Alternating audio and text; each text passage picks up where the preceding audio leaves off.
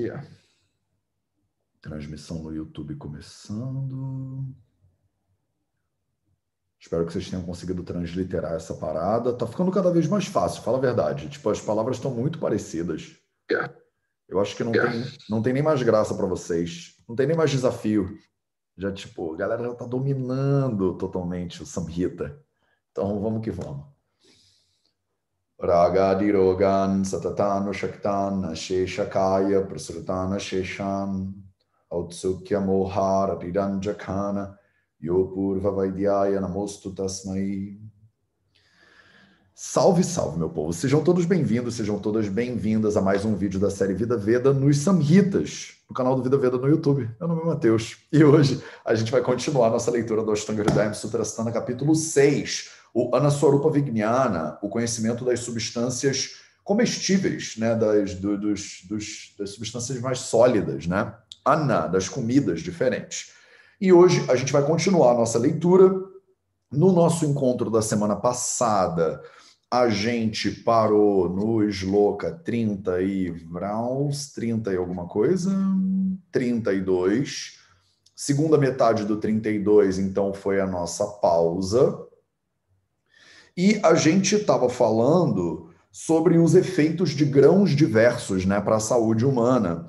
Então, a gente falou de preparos, né, na verdade, de grãos diversos para a saúde humana. Principalmente falamos do Mandapeya, do Vilepi e do Odana.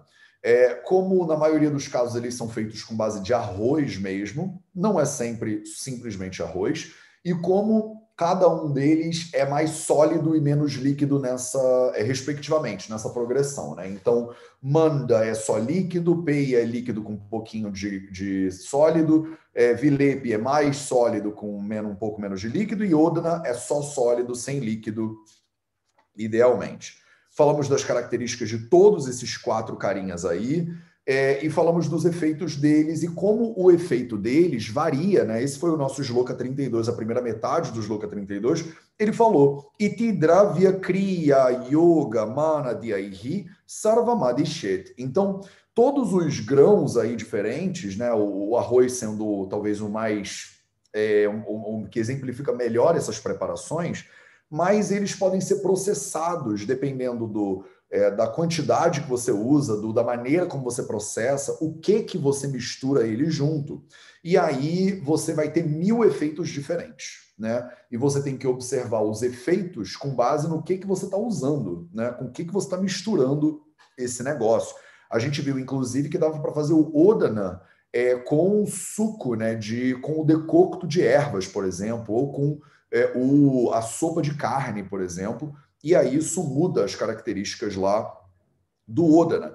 E hoje a gente vai continuar, então, a nossa leitura na segunda metade do Shloka 32, e vamos ver até onde a gente chega com essa brincadeira no dia de hoje.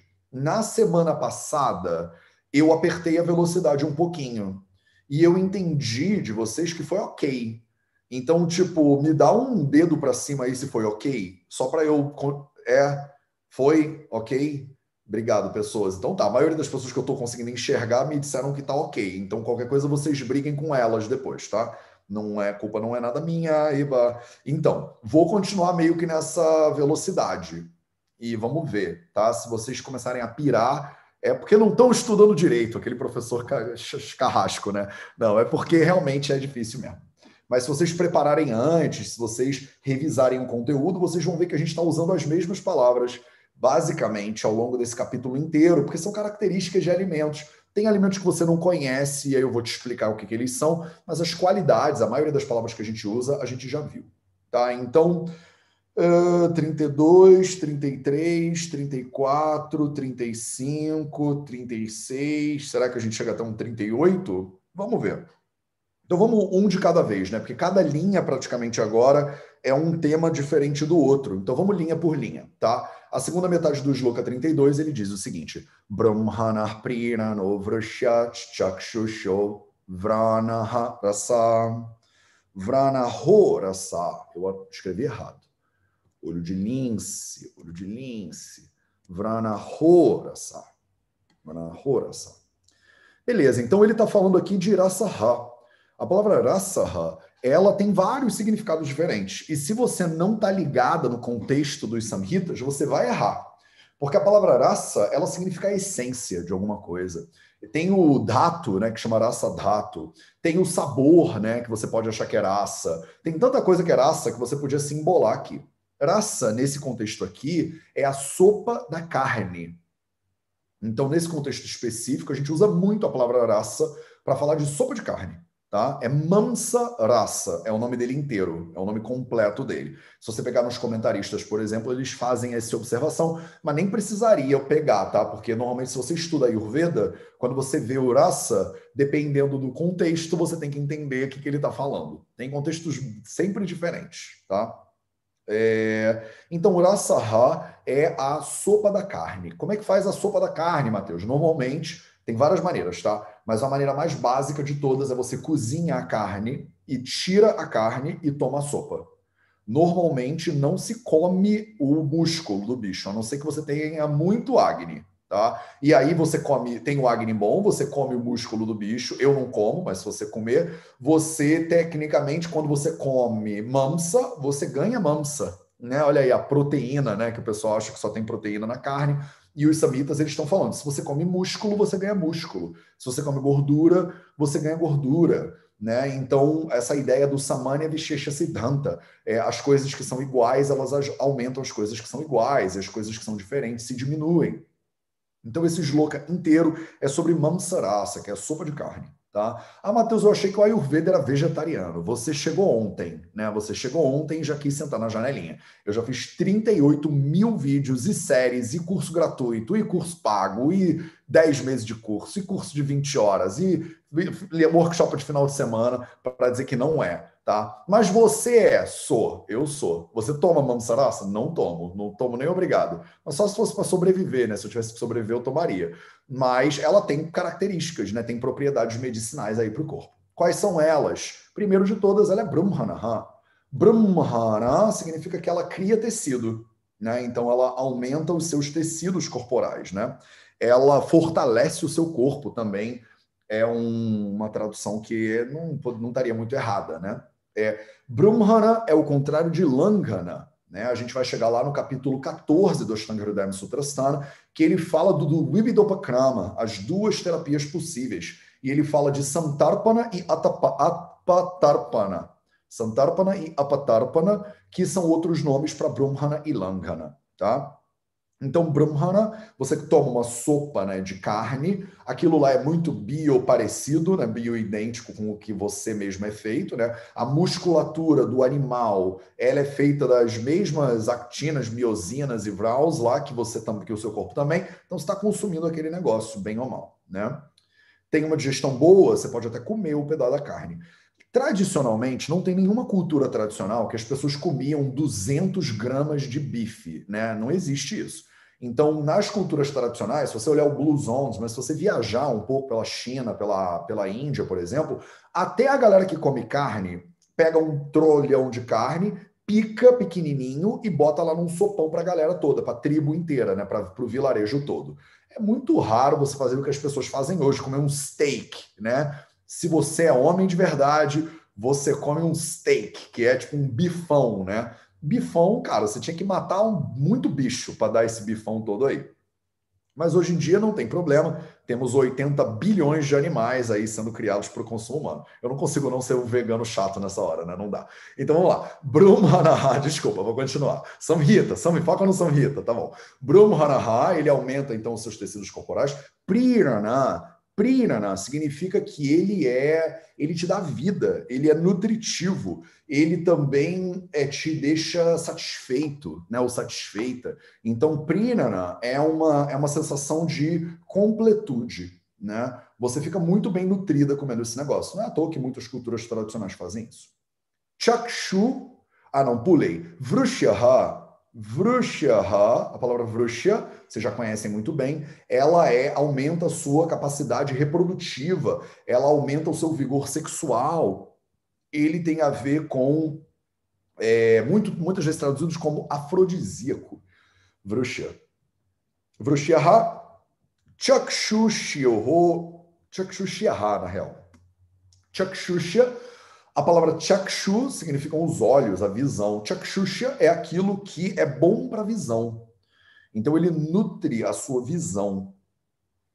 E vrana, vrana são os cortes, os machucados, as úlceras também são chamados de vrana.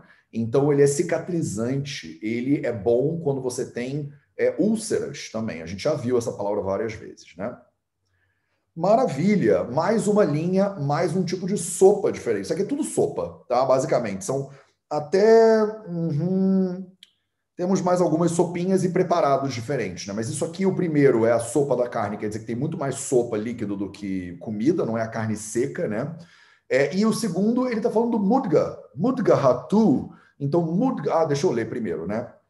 Maudgastu patya samshodha vrana kanthak kshiroganam.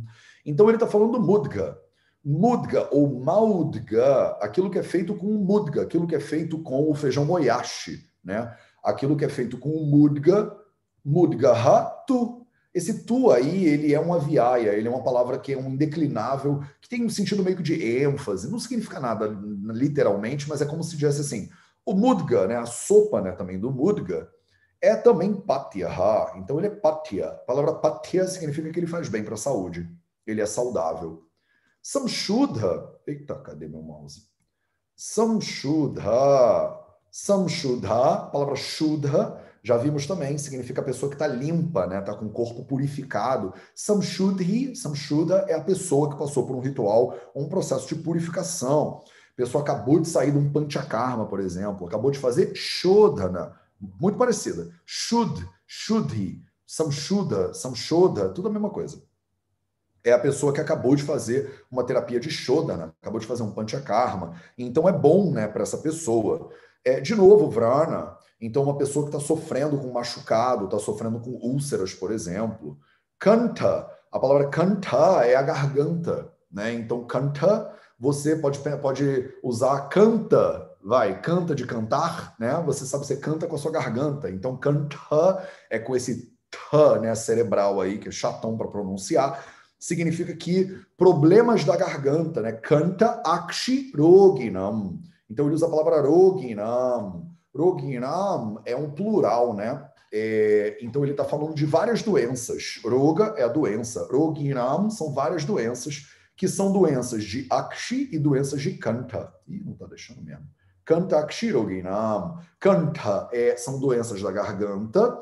Akshi são doenças dos olhos. Chakshu, Akshi, Akshu, é tudo a mesma coisa, está falando da visão e dos olhos também.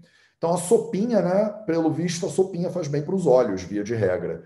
As sopinhas, elas dão vigor, né, para a pessoa e tal. Eles falam muito de canja, inclusive, de galinha mais para frente, né, do Cucuta, e a gente deve chegar lá. Eu não sei se nesse capítulo ainda ele vai falar, mas deve falar.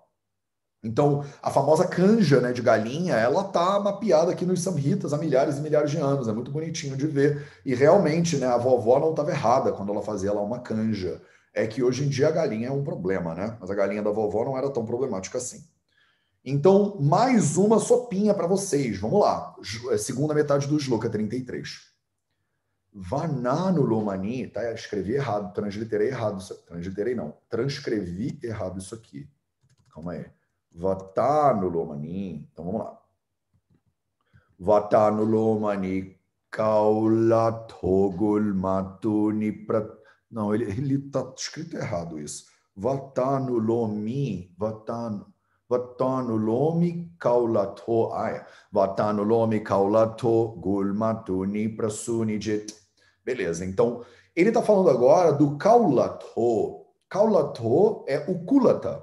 Kaulato é alguma coisa que é feita de kulata. A gente já falou do kulata. O kulata, ele é o horse gram em inglês. É a lentilha de cavalo. Eu não sei se traduz isso para português, mas é o Macrotyloma uniflorum, é o nome técnico desse cara. Se você colocar ele no Wikipedia, o Wikipedia vai dizer assim: é um grão que normalmente é usado para alimentação de cavalo e pela galera do Ayurveda.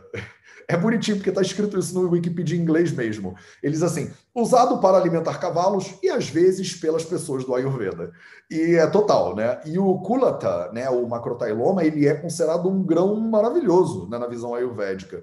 E é impressionante como a gente alimenta só cavalo com esse negócio, né? Ele não é muito consumido por seres humanos fora da Índia. E aí, o que ele faz? De novo, né? O kulata já é maravilhoso e a sopa do kulata, né? A sopa do kulata, ela é vata nulomani, ela bota o vata no caminho dele. Ela encaixa o caminho natural de vata dosha. Ela produz um movimento natural de vata que é descendente, né, de cima para baixo. Então, se a pessoa está com algum problema, né, digestivo, ela está com algum inchaço em algum lugar, normalmente cistos diversos, né? Essa semana vi mais de uma paciente de endometriose, por exemplo. Isso tem muito a ver com o caminho desregulado de vata dosha. É o vata que deveria estar saindo por debaixo e ele não sai por causa da constipação, ou ele está agravado e gera constipação, ou ele é preso dentro do corpo porque a pessoa bloqueou, por exemplo, a menstruação. Às vezes, eu sempre tomo porrada quando eu falo isso, mas com o negócio do copinho menstrual, que barra, né, o fluxo menstrual, que é uma maravilha para o autoconhecimento, mas é um horror do ponto de vista ayurvédico, porque ele bloqueia o caminho do vata. Absorventes internos, de forma geral, bloqueiam o caminho do vata, o que é péssimo, infelizmente, porque eles são ótimos no dia que a pessoa está querendo ir à praia, mas infelizmente ele bloqueia, né, e acumula, né, o sangue ali dentro, que não é bom para a gente no ponto de vista ayurvédico. E aí você bloqueia o caminho, o vata ele continua encaminhando. O vata não para, né? Porque você bloqueia ele e fala, tá bom, vou esperar. Né? O vata é aquela pessoa que vem atrás de você no supermercado e pede para passar na sua frente porque ele está só com uma garrafa de água. Aconteceu isso comigo ontem. Eu estava com uma garrafa de água. A pessoa estava com uma garrafa de água, ela cutucou o meu negócio durante a pandemia, que ela não devia estar 1,5 metro de distância de mim, e ela falou: posso passar na frente porque eu estou com uma garrafa de água? Falei, pode. Quer dizer, não sei lá se, né, se ele tá com a irmã dele, ou a mãe, ou a mulher dele tá dando à luz e ela precisa daquela garrafa de água instantaneamente. Mas é isso, o Vata, ele tem essa pressa, ele não vai parar. É que nem o moço que não pode esperar 1 minuto para passar a garrafa de água dele no supermercado. Então, se você barra o caminho do moço, ele ia ficar andando pelo supermercado, porque ele não ia ficar parado na fila, entendeu? E o Vata também não ia. Tá? Então é melhor deixar ele fluir, que foi o que eu fiz. Eu falei, flui, flui, Vata. E ele fluiu, entendeu? E o que você faz para fluir o Vata? Você faz um Vata no Lomana, né? Então o Kulata, o Kaulato, ele é o Kaulataha, né? Ele é um Vata no Lomani. Então ele produz esse movimento natural de Vata Dosha. Ele é usado em caso de Gulma. Gulma, a base de Gulma, inclusive, é Vata gravado. Então, a gente vai estudar o Gulma Nidana lá mais para frente, vocês vão ver. Então, esse é muitas vezes traduzidos como tumor fantasma, como tumor abdominal. São formas de crescimento que começam com um bloqueio no caminho de Vata. Tá? Tuni, essa palavra é nova. Tuni e outra Pratuni. Então, Tuni e Pratuni são dois tipos de doenças. As duas envolvem partes parecidas do corpo, né? Que são doenças da bexiga, né? Os merras e pramerras, eles têm muito a ver com tune e pratune, né? Tune tem muito a ver com a bexiga e pratune tem muito a ver com o ânus e a bexiga.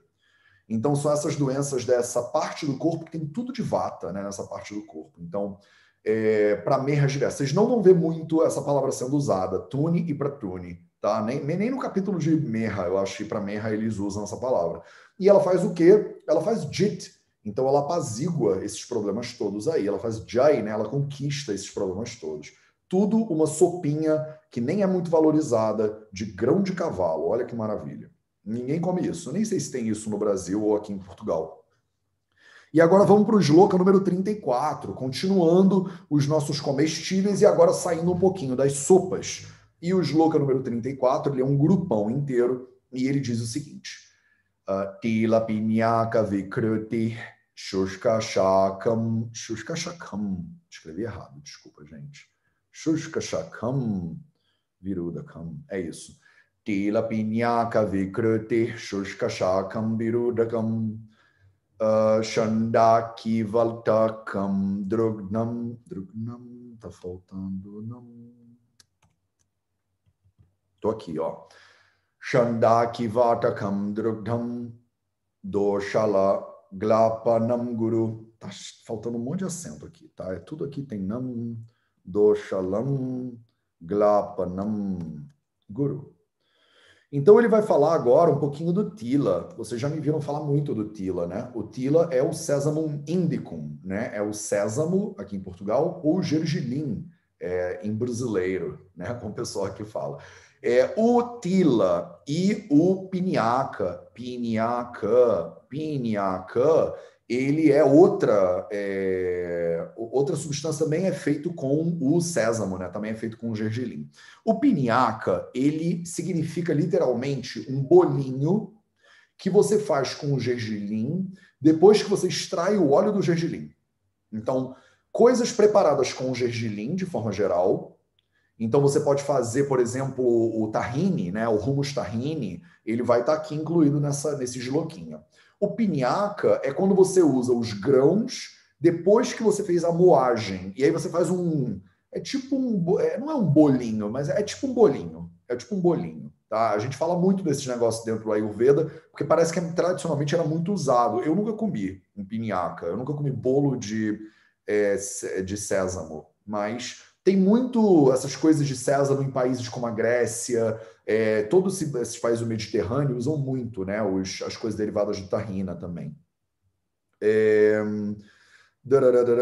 Vikrutihi, então, tila, pinhaca, vikrutihi, então as coisas que são feitas, que são preparadas, os derivados, né, desses caras todos aí, tá? Então o vikruti aqui não é o desequilíbrio, não é a doença. Olha que bonitinho, né? O sânscrito, que maravilha. Então, vikruti, a palavra krut é você fazer alguma coisa, né? Então, tila, pinhaca, vikruta significa que você fez alguma coisa a partir desses negocinhos aí, tá? Dessas coisinhas de sésamo. Que mais? Shushka shakam. A palavra shushka significa seco. É sinônimo de ruksha. Shushka, seco. O que é seco? Shaka. A palavra shaka é usada até hoje, inclusive. Em Gujarati, a palavra é shaka. Em Hindi, a palavra também é shaka. Significa vegetais. Tá? Vegetais, de forma geral. De maneira específica, os shakas são as folhas verdes escuras. Mas de maneira ultra específica, tá? De maneira geral, o shaka pode ser qualquer legume. Então, quando você fala assim, vegetais, tá? Você fala shaka, tá? Shakadanya, por exemplo. Enfim, não faz diferença, a gente vai ver isso mais para frente, tá? Shushka shaka são os legumes secos, tá? Então, quando você faz a gente não tem esse costume, né, muito no Brasil de fazer esse negócio, mas é como se fosse um legume, uma folha seca, uma folhinha meio crispy kale, isso é o mais perto que eu consigo chegar desse negócio para o mundo atual. Mas é você deixar a folha lá, o legume ressecado, né? Como é que vocês falam isso? Não é ressecado que falam em português. Desidratar. Desidratado. Obrigado, Manu. Obrigado. Esse é o nome do negócio. Desidratado.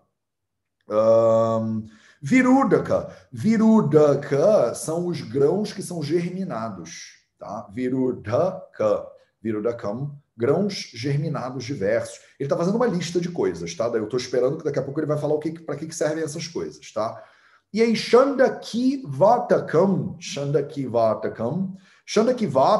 é um bolinho de alguma coisa, que eu não sei muito bem o que é, na real, esse bolinho. Mas a palavra vataka, eita, escrevi. A palavra vataka significa bolinho. É um cake, é um bolo de alguma coisa. E aí eu vou pegar aqui o Samhitão e eu vou ver se ele me dá uma dica de quem é esse Chandaka, porque eu não sei o que é o Chandaka. Tô chutando que é arroz, tá? Na minha cabeça aqui, porque na dúvida é arroz, né? Que a gente usa. Então, shloka número 34, 32, 33, 34. Chandakivataka. Vamos ver se ele me dá uma luz aí. Shushka Shakadi. Drustigna. Drushti, Drudakna. Ele já passou direto, ele não me explicou o que é não. Tilasya Vikritihi Panyakasya Cha. Pinyakasya Cha. Então ele fala, ó, Pinyakasya é alguma coisa feita de tila, a gente já sabe isso, né? Tilasya Vikrutihi Pinyakasya Cha. Então essas coisas são feitas de gergelim. Ele deixou isso bem claro. Mas ele simplesmente não quis papo com essa coisa do Chandaki Vatakam. Não quis conversar comigo mesmo. No final eu tenho que falar para vocês do Samdukshya, que foi há umas 2 aulas atrás e eu esqueci de voltar, porque me falaram qual é o significado, depois eu fui procurar de novo e eu entendi qual era o problema. Chandakya Saha Samyutam Mashadikatakam Chandaki Vatakam. Então, Masha Adi Vatakam é um bolinho que ele é feito de Masha e Adi. Ele é um bolinho que é feito de feijão. Bolinho feito de feijão e outros grãos. É isso que ele está dizendo aqui. Chandakya Saha Samyutam Mashadi Vatakam Chandaki Vatakam. Então, o Chandaki Vatakam é um bolinho que é feito de masha, né, de feijão preto e outros grãos possíveis aí. Deixa eu ver se o meu dicionário me ajudar.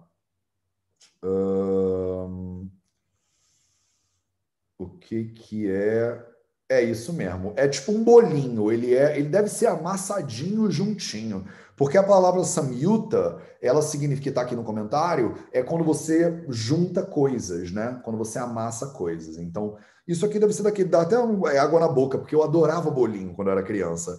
E a minha família, por parte de pai, é do Nordeste, né, brasileiro, de Alagoas. E eles são reis do bolinho, cara. É impressionante. Não tem comida que a gente jogava fora. Sobrava comida, minha tia fazia bolinho de tudo. E aí, sabe aqueles bolinhos que tu mistura tudo dos restos e faz uns bolinhos? E era maravilhoso. Aí fritava bolinho de risoto, gente. Era mais gostoso do que o risoto. Aí depois eu fui descobrir que comida velha era viruda rara. E acabou com o meu prazer da infância. Porque eu adorava bolinho de comida vencida, sabe? Aí depois minha tia, ela fritava aquele bolinho. É a comida vencida frita ainda por cima. Tem coisa mais gostosa para o médico não ter horário na agenda depois? É isso. Maravilhoso. Então, tudo isso que ele falou aqui, deixa eu ver se meu mouse me ajuda a navegar esse negócio. Não, meu mouse não quer brincar. Calma aí, Bluetooth está desligado. Pronto. Agora foi. Então, tudo isso que ele está comentando aqui, e mais esse cara aqui, eles formam um grupão de algumas coisas. Então, vamos lembrar, né? Quem são esses caras? Vários preparados diferentes de sésamo, né, de gergelim, os vegetais secos, os grãos que são germinados e os bolinhos de feijão e outros grãos diferentes, tá? O que esses caras fazem com o corpo? Coisa boa não é. Coisa boa não pode ser. Primeiro, eles fazem drugna. Drugna. Então, eles destroem a visão. Eles são péssimos para a visão. A palavra gna significa yama. O yama, ele é o deus da morte na mitologia védica, né? Então, se você olhar no dicionário, drugna é um dos nomes de yama, tá? É o deus da morte, ele destrói. A palavra gna significa matar também, né? E druk são as visões. Vem da palavra drush, né? Que a palavra chakshu, akshi, significa olho, drush e druk significa visão. Então, uma coisa deriva da outra, mas é parecido. Então, esses caras, eles são muito ruins para a visão. Eles são doshalam, então eles agravam todos os doshas. Eles não falaram nem vatalam, pitalam, falou doshalam, tudo. Tudo que desequilibra, eles desequilibram. Olha que delícia. Eles são glapana. Glapana faz você ficar cansado. Então, o glapana, ele gera glani, ele deixa você arriado ou arriada. Então, eles vão te deixar cansadinha, vão deixar você debilitada, digamos assim. E guruhu é difícil de digerir, ainda por cima. Para fechar com chave de ouro, né, o grupo desse negócio. Agora, vacilo, né? Porque os tila não são normalmente assim ruins. E os comentaristas, eles não salvaram muita coisa, não. Eles falaram tilasya vikrutihi pinyakasya cha. A não ser que eu possa entender o vikrutihi de alguma outra maneira. Mas normalmente não. Será que esse gergelim não tá bom dos negócios? Deixa eu ver o que os outros livros falaram, se eles me dão alguma... se eles me salvam aqui de alguma maneira. Parará, Brahmanatila. Não, várias preparações de gergelim. Eles não dizem assim que tem preparações de gergelim que são boas, tem preparações de gergelim que são ruins. Mas ele está dizendo que tem várias preparações de gergelim, coisas preparadas com o gergelim, porque vikrut é quando você altera alguma coisa, quando você muda, quando você cozinha, quando você prepara, né? Então, tila e pinhaca vikrutihi é quando você faz alguma coisa preparada com o sésamo, né? E ele tá meio que botando a gente numa sinuca aqui, que é, olha, tem preparados de sésamo, tem preparados de gergelim que são o ó, eles não são bons também não. Talvez seja um contraponto ao que ele falou do sésamo antes, porque ele sempre enaltece tanto o sésamo que pode ser que as pessoas pensem assim, então qualquer coisa de gergelim é incrível. E aí talvez ele esteja só fazendo um OBS para deixar claro para você. Tem uns, quando você usa o gergelim sem o óleo, por exemplo, e faz um bolinho com esse, a gente chama de meal isso às vezes em inglês. Como é que vocês chamam isso em português? Quando você... mas o quinto ano tem... Eu estou ouvindo uma voz, mas eu não estou discernindo muito bem. Acho que a conexão não está boa. É que não é farinha, né? Você chama isso de... Tá falhando na minha cabeça. Ilka, eu acho que você está querendo falar, mas a sua conexão não está querendo que você fale. Não é culpa minha, não, tá? E tem, como é que fala farinha? Resíduo, Matheus? Não é bem um Uma pasta.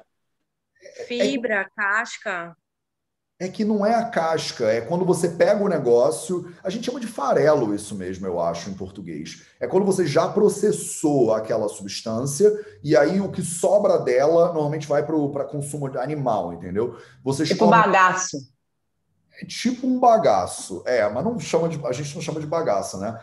Você, por exemplo, você consegue comprar no Brasil e aqui em Portugal o farelo da linhaça. O farelo da linhaça, muitas vezes, é a linhaça, depois de espremer e tirar o óleo da linhaça, o que sobra vira farelo de linhaça. E aí o farelo da linhaça, ele não é tão nutritivo quanto a linhaça, porque você tirou... Resíduo. É que eu não sei se a gente chama de resíduo, porque resíduo parece que é uma coisa suja que você jogou fora, resíduos sólidos, né? Então, não é bem resíduo, acho que o farelo resolve, mas desde que vocês entendam, não importa o nome, tá? O que importa é a lógica.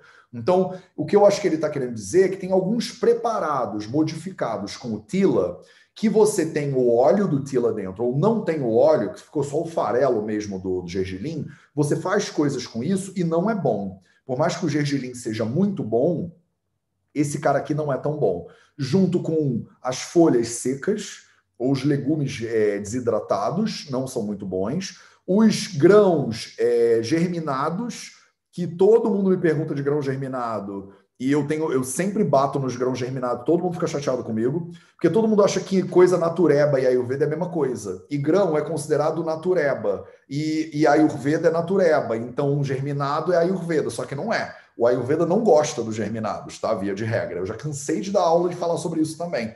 Então, Selminha, pode fechar o queixo aí, porque a gente fala mal dos germinados. E eles vão falar mal dos germinados várias vezes ao longo dos samhitas.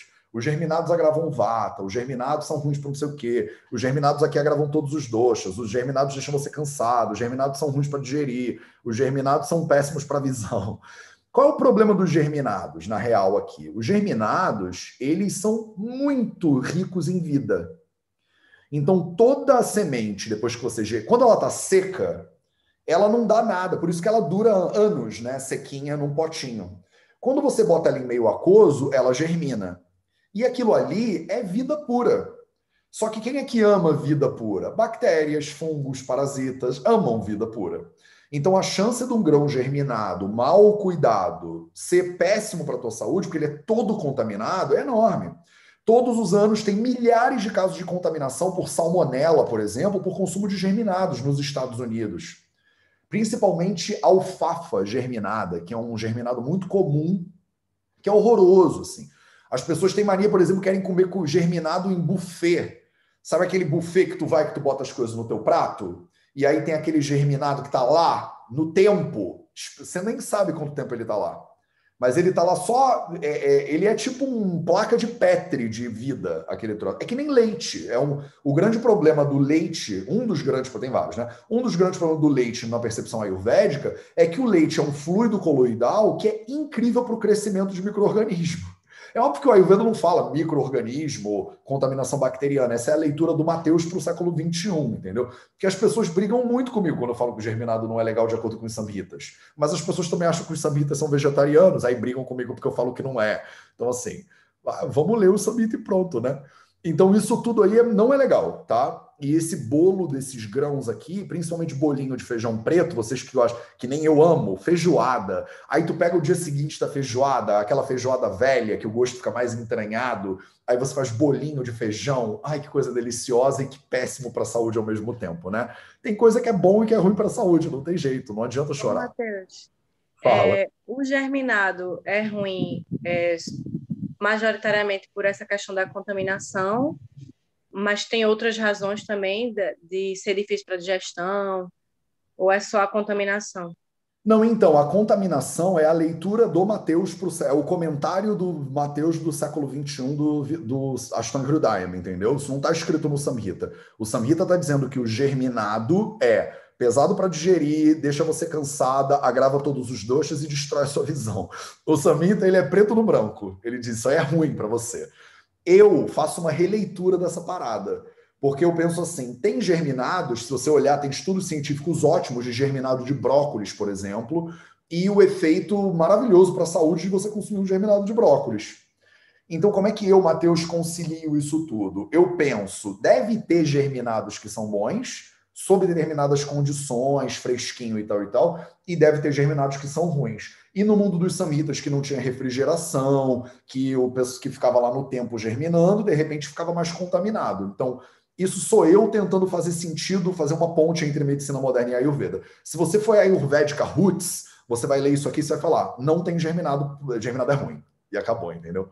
Eu fico na visão mais integrativa, né, tentando conciliar as coisas. Mas eu acho importante a gente ler o Samhita, tentar entender o que estava escrito aqui há 5.000 anos atrás e tentar entender o que está escrito no PubMed para tentar ver, tá, o que tinha, o que tem hoje que não tinha antes e por que isso pode ser diferente, né? Mas o Samhita é meio categórico, tá? O Virudakam, ele é tudo que é grão germinado. Beleza, pessoas? Então, vamos em frente, vamos em frente. As pessoas adoram quando eu falo de germinados, sempre dá problema. E aí ele continua, primeira metade do shloka número 35. Rasala Brahmani Vrashya Snigdha Balya. Tá tudo, tá escrito certo? Tá. Balyaruchi Prada. Então ele vai continuar falando do Rasala. Rasala. Eita, Laia. Rasala. Rasala é um preparado específico muito comum na Índia. Muito comum na Índia. Que é quando você junta a coalhada com açúcar e outros temperos diversos. É um negócio que vocês iam odiar, provavelmente, comer, porque na nossa cultura, né, mas no Brasil, aqui em Portugal também, doce é doce, salgado é salgado, né? Mas na Índia eles misturam essas coisas. Então, por exemplo, uma bebida que é muito comum na Índia é Sprite com cominho. Então, se você for tomar um Sprite, se alguém for te dar sabe aquele negócio horroroso? Se eles forem te dar um negócio, aquele Sprite, e é muito lindo porque o Sprite na embalagem diz assim, não contém fruta. Pelo menos lá na Índia é assim, né? Fica escrito contain no fruit. Eles são obrigados a dizer que não tem nada de fruta ali dentro para você não achar que aquilo é limão, né? E aí, como é que o indiano te serve, né? O Sprite. Ele bota o Sprite num copo e ele polvilha por cima do Sprite cominho e sal, para compensar o horror de açúcar que tem ali dentro daquele negócio e tal e tal. Só que aí você toma um Sprite com gosto de Sprite com cominho e tal. Eles adoram, porque é da parte da cultura, né? Na nossa cultura não é. Ninguém gosta desse troço. Então, pra gente, normalmente, iogurte é uma coisa doce. Difícil na cultura mais brasileira e tal, a gente comer um iogurte que é salgado. Para os indianos, o iogurte ele é mais pro salgado do que pro doce, quase sempre. Então, o Rasala, ele é um iogurte que você mistura açúcar dentro dele junto com vários temperos diferentes. Cominho, gengibre, cúrcuma e tal e tal. É um negócio que eu pessoalmente acho horroroso, mas eu também não consumo lácteos, então para mim não faz diferença. Ele é tanto o iogurte misturado com essas coisas, quanto eu acabei de falar e acabei de esquecer o nome de novo. Que em português eu sempre esqueço o nome desse troço que eu não como. A coalhada, é isso. Iogurte ou a coalhada, que aparentemente são coisas diferentes, né? Então, dependendo do lugar onde você vai, eu já vi que as pessoas chamam de coisas diferentes. Já peguei iogurte, a pessoa fala, isso é coalhada. Aí outra fala que é iogurte. Aí um fala que é iogurte, outro fala que é coalhada. Na Índia, a gente chama isso de curd, né? Em inglês eles chamam isso de curd. Ninguém chama isso quase de yogurt. Eles chamam isso de curd. E o curd, na visão lá na Índia, é tanto a coalhada quanto o iogurte. A gente chama os dois de curd, na maioria das vezes. Então, é um negócio que provavelmente você nunca vai comer na vida, mas até hoje é muito usado na Índia. E ele diz exatamente para que isso serve. Ele fala, primeiro, que isso é brahmani. Então, ele forma tecidos. Ele aumenta, né, os tecidos do corpo. Ele te deixa mais forte. Ele é vrushya. Então, de novo, ele é afrodisíaco. Ele melhora a tua capacidade reprodutiva. Ele nutre seus tecidos reprodutivos. Ele é snigdha. Então, ele te deixa mais oleada. Ele promove oleação no corpo. Ele é balya, ele aumenta a sua força, a sua capacidade de realizar atividade. E ele é ruchi prada, ele aumenta a sua fome, ele aumenta o seu apetite. Então ele é um grande abridor de apetite, né? Eles costumam, inclusive, consumir isso junto com a comida mesmo. Às vezes vem de entrada, né? Quando você come um thali, né, lá em Gujarat, por exemplo, o thali Gujarati é muito famoso. A gente chama de Gujarati Thali. Você senta no restaurante, eles botam uma bandeja na sua frente e aí vem vários potinhos diferentes, parece um rodízio de comida indiana, né? E uma das coisas que vem sempre é esse negócio, é o rassalá. É sempre um iogurtezinho temperado, porque a gente come esse negócio antes da comida. A gente não, tá? Mas as pessoas comem isso porque eu não como. Mas você come isso antes da comida e ele abre o seu apetite e te deixa pronto. Num contexto de escassez alimentar, que a pessoa tem uma digestão legal, maravilhoso. Num contexto que você tem uma digestão ruim, é horror isso. Porque isso pesa, né? Olha as propriedades dele. Snigdha, Bali, isso tudo é propriedade de Kapha dosha, via de regra.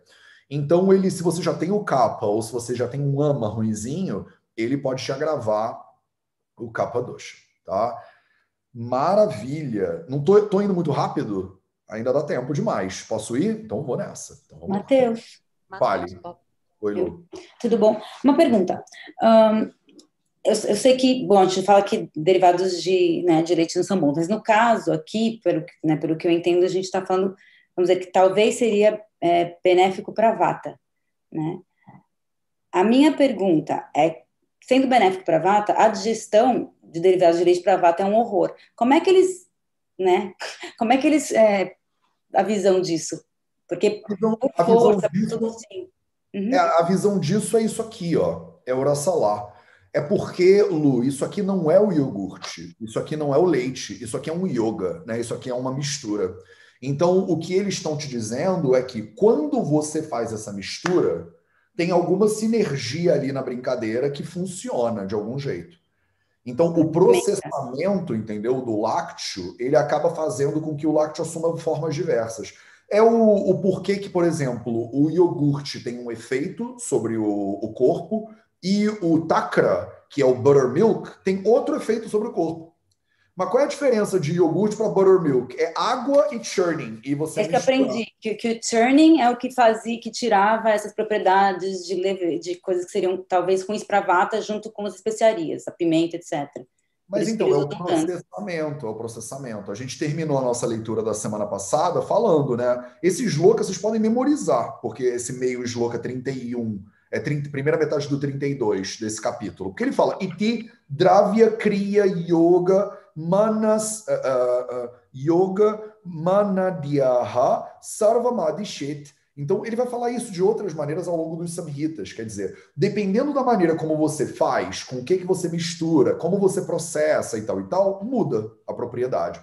Então, a pegada aqui é o rassalá, ele não é iogurte. O rassalá é rassalá. Por isso que ele ganhou meio shloka, entendeu, Lu? Aqui no Ashtanga Hridaya. Justamente porque você poderia pensar como você pensa, e aí você vai falar, não pode tomar curd nunca, né? A coalhada nunca. Aí o Samhita fala, então, a coalhada é uma coisa, a coalhada com um pouco de açúcar e com temperos é outra coisa. Porque, assim, se a gente pensar nessa maneira, assim, a gente não usa, mas se olhar o protocolo, a gente usa, e muito, né? O curd e outras coisas. Tá bom, obrigada. De nada. Então, vamos continuar. Primeira metade do shloka 35 e a segunda metade, a segunda metade 35 e a primeira metade 36, ele diz o seguinte, Shramakshutruklamaharam, tá faltando um ram aqui. Shramakshutrat klamaharam panakam prinanam guru. Tá faltando um aqui. Vishtambi mutralam hrudyam yathadravyagurnam chatata. Aqui ele vai te explicar mais um pouquinho, Lu, o que eu acabei de explicar, ele vai fazer isso o tempo inteiro, porque não tem jeito, isso é muito raciocínio, né, do Ayurveda. Mas eu vou chegar lá, vamos lá. Matheus, o que ele está falando agora? Ele está falando do Panakam. A palavra Panaka, ela é traduzida de várias maneiras diferentes. Mas uma tradução para elas, por exemplo, é uma poção. Se você olhar no dicionário, está escrito poção. Né? O Panaka também é traduzido muitas vezes como syrup. Né? Ele é uma formulação, ele é um preparo que ele normalmente é doce para caramba nos dias de hoje. Eles fazem uma mistura de alguma erva, ou de alguma planta, ou de alguma fruta, junto com meio doce, meio açucarado, normalmente, e eles fazem tipo um sirope com isso, né? Um xaropinho com isso, que você dilui isso em algum outro líquido e você administra para o paciente em casos específicos. Na Índia, infelizmente, eles usam uns negócios industrializados com açúcar de não sei o que, de milho, daquelas dextrose, sei lá o que é, horroroso, né? Mas isso é 2021, não tem muito jeito. Via de regra, o Panaka, ele é um negócio que ele é muito doce e ele é considerado muito bom. Vocês vão ver por quê. Ele é restaurativo da energia do ser humano. Eu não vou explicar exatamente o que ele é, porque ele fala no próximo shloka, tá? Então, primeiro, vamos lá. O que o Panakam ele faz? Ele faz Shrama Kshutrut Klamaharam. Então, ele faz Hara, ele acaba com, ele elimina o quê? Primeiro, Shrama. Quando você está muito cansado. Shrama, você está muito cansadinho, ele te dá um up, né? Ele te dá uma acorda. Kshutrut, kshutrut, kshut. E trut é a fome e a sede. Então ele alivia a sua fome, alivia a sua sede. E ele alivia clama também. Clama. Tem alguns livros, se vocês têm esse livro aqui, o azul, o Shrikantamurti, ele está digitado errado. Não faz diferença para vocês, mas o sânscrito está digitado errado nele. Deixa eu ver se o Teshri Kumar, ele também errou isso. Porque às vezes eles erram, né? Cadê, gente? Me perdi legal. Chama, clama. Ih, gente, será que nem tem isso? Não? Eu nem estou usando muito o Teshri Kumar, porque nesse capítulo ele embola o meio de campo de uma maneira que não tem nem como ficar com ele sem se perder muito. Achei. Shama, clama, panakam, priranam. Não, no Teshri Kumar está escrito certo. No Shrikantamurti está digitado errado. Então, se você está usando o Shrikantamurti e não o meu texto aqui, você provavelmente transliterou errado. É um detalhe bobo, mas só para avisar, né? Não custa nada avisar, tá? Então, o Panaka, esse xarope aí, vou traduzir como xarope, tá? Para não traduzir como poção, porque de repente poção ninguém vai entender. Esse xarope aí, ele alivia então a exaustão, né? O cansaço, ele alivia a fome e a sede, e ele diminui a fadiga. Klama significa fadiga também. É outro tipo de shrama, né? Cansaço, fadiga, são coisas muito parecidas. Toma cuidado, porque ele é guru, né? Ele é guru, ele é difícil de digerir, ele é pesado para digestão. Por mais que ele seja praticamente uma coisa bem docinha, mas ele é pesadinho para digestão. Ele é vistambi, a gente vai ver essa palavra nos próximos shlokas um bocado.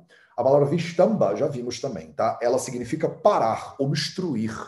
Então ele obstrui o processo digestivo.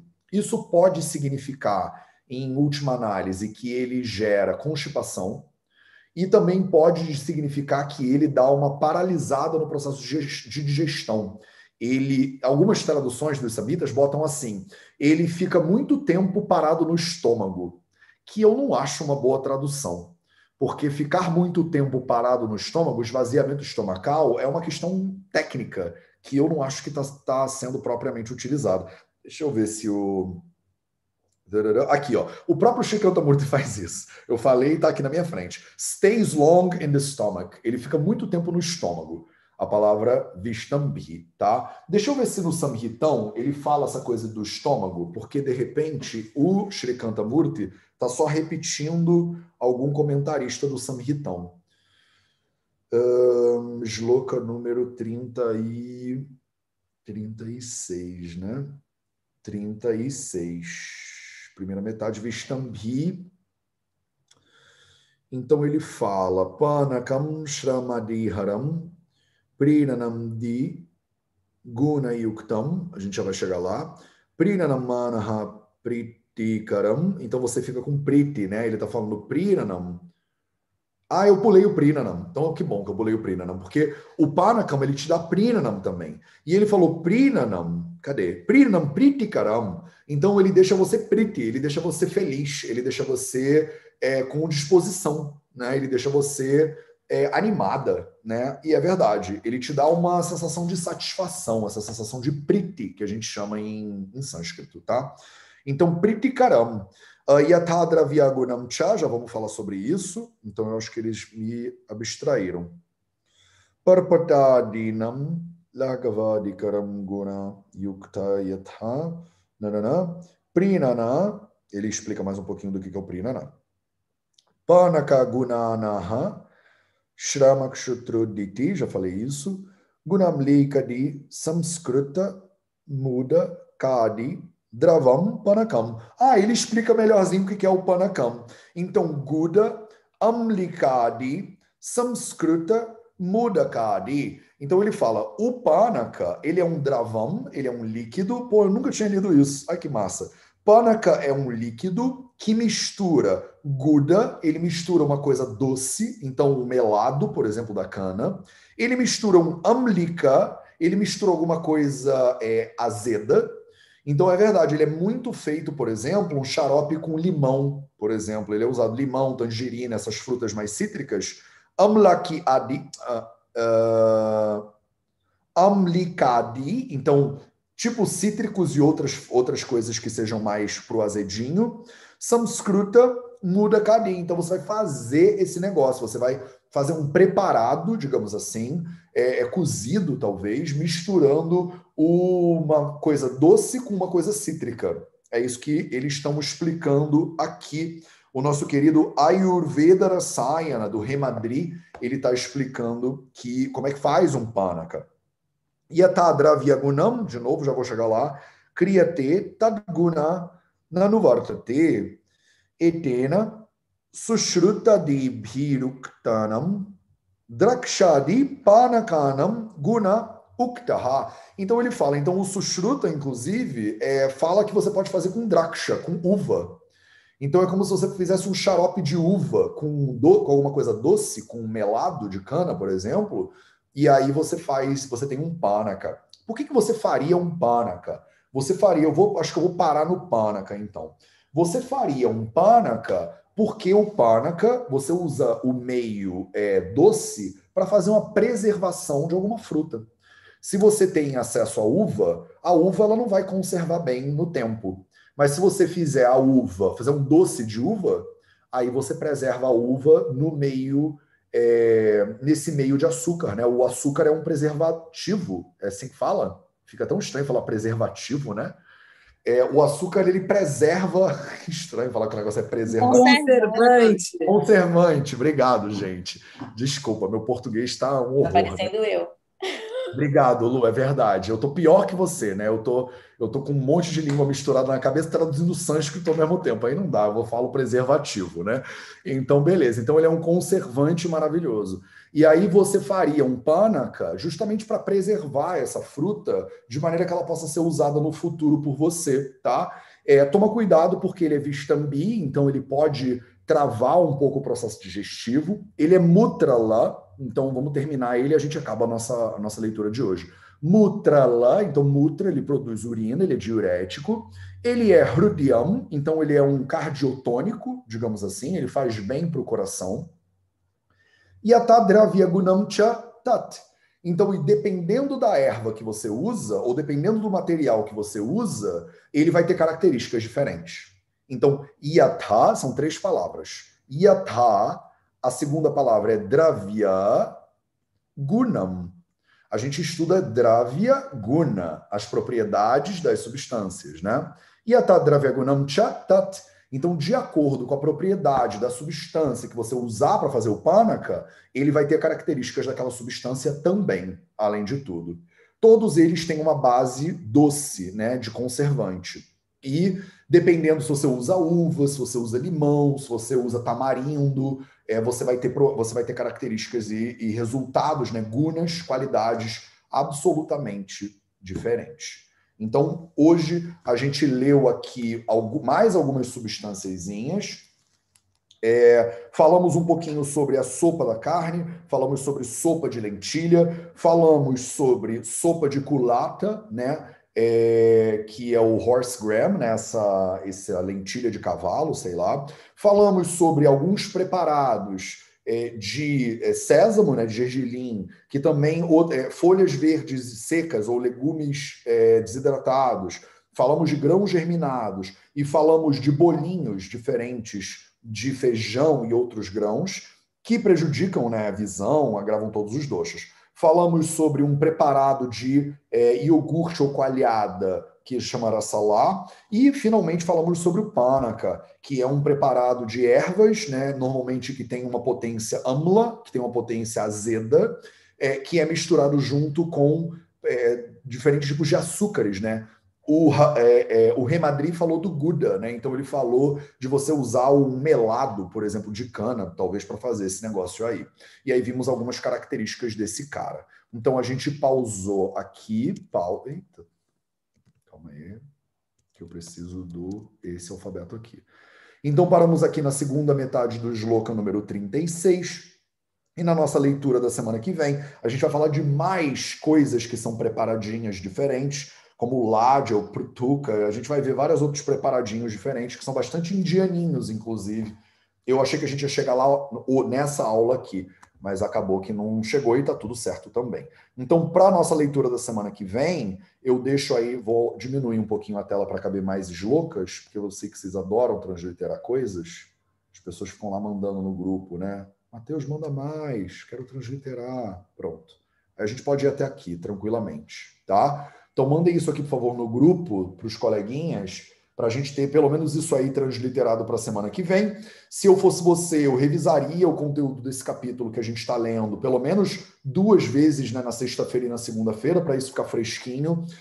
Estamos chegando no shloka 40. Esse capítulo tem mais de 100 shlokas. Vai embolar isso tudo na sua cabeça daqui a pouco. Não tem como. É muita coisa para decorar. Não tem como decorar. Assim, eu mesmo não sei essas coisas todas de cabeça e já li esse capítulo, sem brincadeira, umas 50 vezes. E eu não sei. Porque mistura. O que é Prutuca com Câmara, com não sei o que lá, com Jataka. É um monte de nome esquisito. Não dá, né?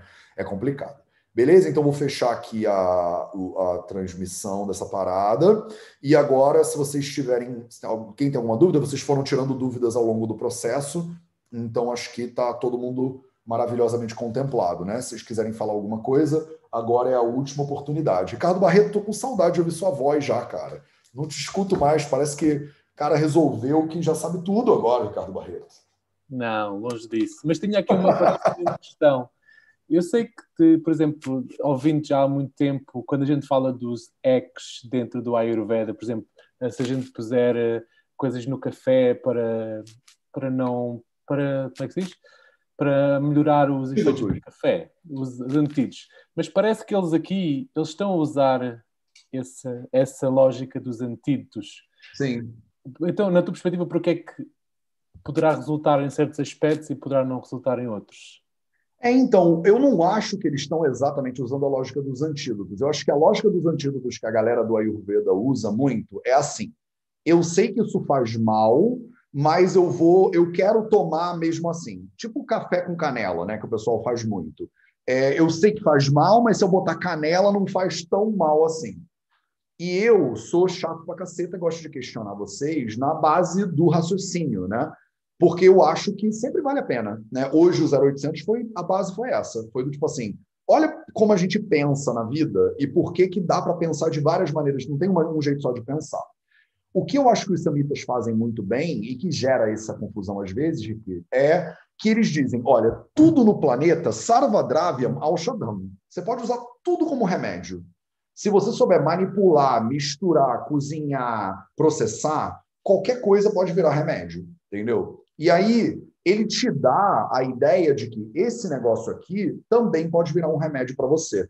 E eu acho lindo porque ele vai exemplificando. Tipo, olha, eu falei para você do iogurte, mas olha o iogurte de outro jeito. Eu falei para você do grão, mas agora olha o grão assado.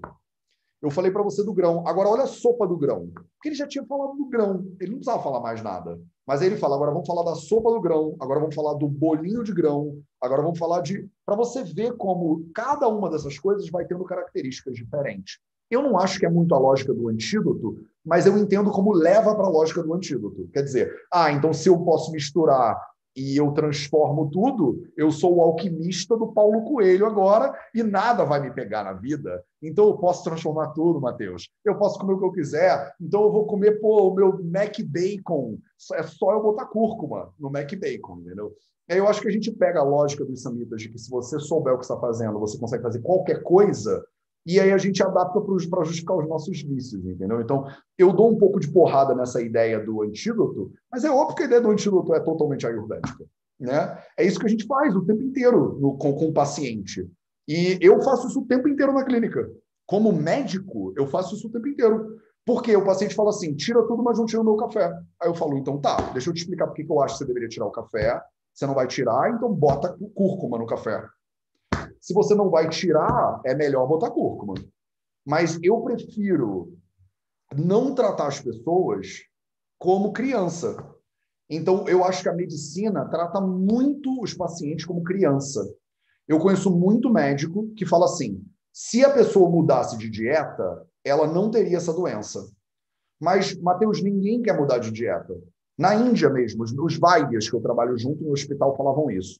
Falava, doutora, por que a senhora prescreve tanto remédio? Porque ele deveria mudar a dieta, mas ninguém vai mudar, Matheus, a dieta. Então, a gente tem 4 minutos com cada paciente no hospital. Eu não tenho tempo de dar recomendação nutricional adequada. A pessoa sabe, principalmente numa sociedade indiana, é muito pior. Eu recebo uma paciente mulher, por exemplo, que é mãe. Ela não cozinha só para ela. Ela cozinha para o marido, cozinha para os filhos. Se eu falar para ela, você não pode comer pimenta, porque ela está com hemorroida, por exemplo, a pior coisa para a saúde dela é comer pimenta, ela vai falar, Matheus, se eu não cozinhar com pimenta, o meu marido ele não fica feliz. Matheus, que horror. Mas a sociedade indiana do interior onde eu morei é essa. Sociedade que é patriarcal, bizarramente machista. E a mulher, ela fala assim, se você falar para eu parar de comer pimenta, eu não vou fazer o que você está falando. Aí o que os médicos fazem? Passam uma porrada de remédio para compensar a pimenta. É a lógica do antídoto.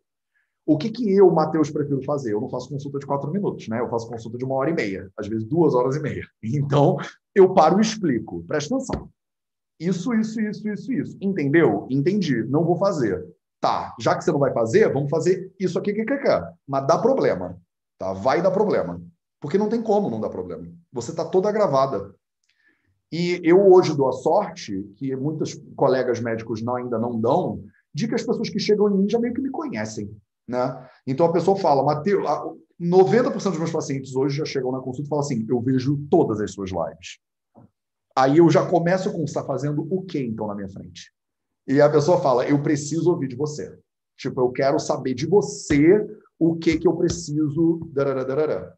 E aí eu falo, tá bom, vamos olhar o seu caso específico. É maravilhoso. E a pessoa ela já sabe. Muitas vezes, essa semana mesmo, eu já atendi um monte de gente que era assim. E eu faço isso com os meus pacientes. Eu recomendo que vocês que são clínicos ou clínicas também façam. Eu falo assim, antes de eu passar para a pessoa o que eu acho que ela deveria fazer, eu falo, o que você acha que eu vou dizer para você fazer? O que você acha que eu vou dizer para você fazer? Porque a pessoa já sabe mais ou menos o que eu falo. Ela fala assim, eu acho que você vai... Essa semana aconteceu isso, anteontem. Eu acho que você vai mandar eu fazer mais movimento. Aí eu falo, por que você acha que eu vou mandar você fazer mais movimento? Porque eu sinto que é o meu maior problema. E se eu fizesse, eu tenho problema digestivo. Quando eu faço movimento, eu percebo que minha digestão fica melhor. Fica, né? Fica. E meu sono também fica bem mais legal quando eu faço exercício. Então eu acho que você ia me passar atividade física. Pronto. Primeiro dever de casa, atividade física. O meu trabalho é relativamente fácil às vezes, entendeu? É raro eu ter que diagnosticar porque é um tipo de custa que não sei o que lá. Eu acho que nos casos clínicos, a galera de vocês que está nos casos clínicos, vocês ficam com uma sensação equivocada de que todos são aqueles casos. Todos os casos que a gente vê na clínica são aqueles casos. E não são. A maioria das pessoas sabe o que está fazendo errado, sabe o que precisa mudar. E se você der um abraço nela, fala assim, vamos que vai dar tudo certo, sabe? Eu sei, essa semana, gente, eu estou fazendo isso agora, o Vida Veda vai fazer 4 anos. Eu já fiz mais de 500 lives. E eu atendi uma Nutri essa semana que me falou, carne não me faz bem. Por que você está comendo carne? Eu estou comendo carne porque eu acho que eu preciso comer carne. Eu falo, você não precisa comer carne. Jura, Matheus? Juro. Você não acha que faz mal? Acho. Você não acha que você não digere? Acho. Você não seria mais feliz sem comer carne? Não, eu seria muito mais feliz.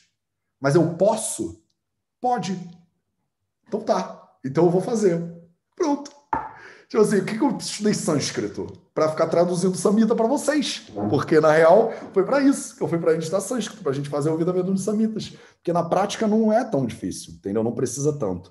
A maioria das pessoas já sabe, entendeu? Então, eu aproveitei e fiz um spiel aqui de 7 minutos sobre a lógica do veneno e do antídoto, né?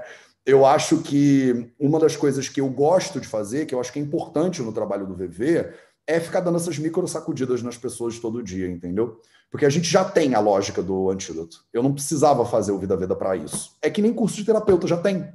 Eu não precisava criar o Vida Veda para coisas que já existem. Você não precisa de mim para saber qual é a dieta do Vata Dosha. Isso já tem. Você precisa de mim para falar, precisa ter dieta do Vata Dosha? Aí a gente para e questiona tudo. Só que eu tenho um diploma para justificar que o que eu estou falando, eu não estou louco, né?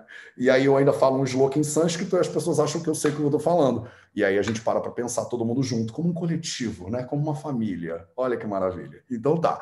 Passamos da hora já. Um beijo para vocês. A gente se vê de novo na semana que vem. Quem é do Jack, a gente se vê esse sábado. A gente vai ver um caso de psoríase, que tá bem massa. Um beijo para todo mundo e até a próxima. Ragadirogan satatan shaktan sheshakaya prasuritan sheshan autsukya moharatidan jaghana yopurva vaidyaya namostu tasmai bhishajam sadhu vrtanam Bhadramagamashalinam Abhyasta karmanam bhadram bhadram bhadram